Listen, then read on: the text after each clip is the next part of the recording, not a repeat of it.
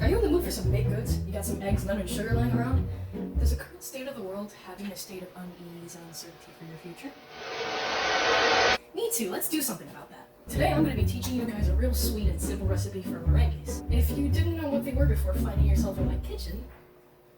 Wait, how'd you get in here? This is what they look like.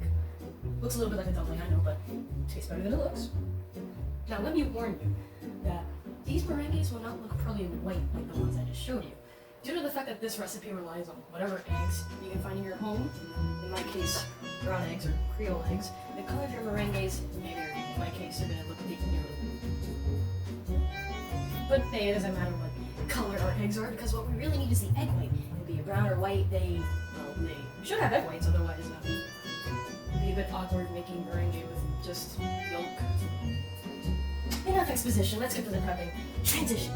For this little baking excursion, you'll need 2 eggs, a tablespoon or 2, some lemon juice, some sugar, a ceramic or glass bowl, a mixing instrument like a whisk or like my electric mixer, aluminum foil, a Ziploc bag, and an oven to bake in, of course. How else are you gonna bake it this sun? You can't go outside till you get Rona. First and foremost, we need to prepare our oven. Wrap the baking sheet in aluminum, dull side up, and put it aside for later. Preheat your oven to 215 degrees. Next, locate your eggs and crack those bad boys open into your bowl. We'll have to get rid of those yolks. Use one of your spoons to scoop them out. Be careful, if you break the yolk and let it mix with the whites, your batter won't hold its form too well.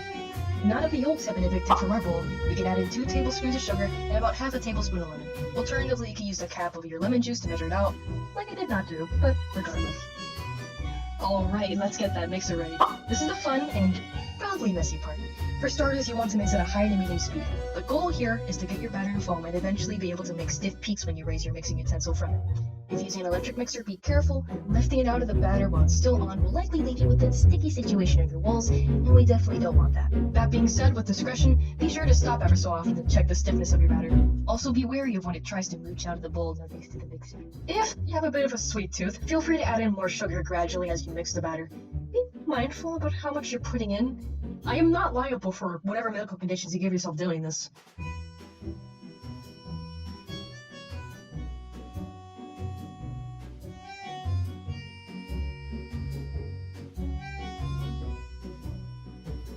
After you've sat long enough with your mixer, pondering the meaning of life, you may find that your batter is nice and white and puffy. If this is so, congrats, your batter is complete. For reference, the consistency of the batter should be similar to that of whipped cream or shaving cream. Think it's all about shaving cream for viewing purposes. Now what do we do with our batter? Well, we put it in a piping bag, of course. I don't have a piping bag. That's okay, that's what the Ziploc bag's for. Sorry for not mentioning it earlier, but you're gonna need a plastic stirring spoon to scoop this stuff into the bag. Meringue batter likes to stick to metal for some reason, so it'd be easier to use a plastic thing.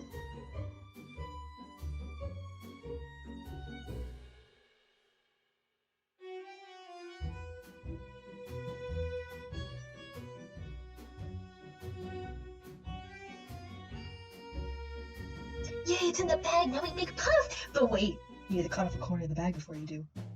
How else would you get it out? Okay, cool, hole's made. Now find that baking sheet and start dispensing the batter. You can make whatever shapes you want, it's cool. And yes, you will have leftover batter. Feel free to put it aside when you're done.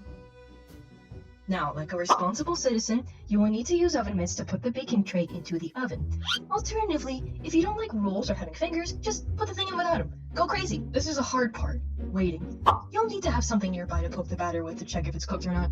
Likewise, keep an eye on its color. If you've made small portions, be sure to lower the temperature, as the outside will cook too quickly and leave a raw in the middle, which would be pretty gross. About half an hour of agonizing waiting later, you should have some meringues ready to pry off the sheet after waiting a few minutes. Did I say pry? I said pry. Go find a spatula to do this. You could also use your bare hands. I'm a heathen. Alright, time for a taste test. Let's see.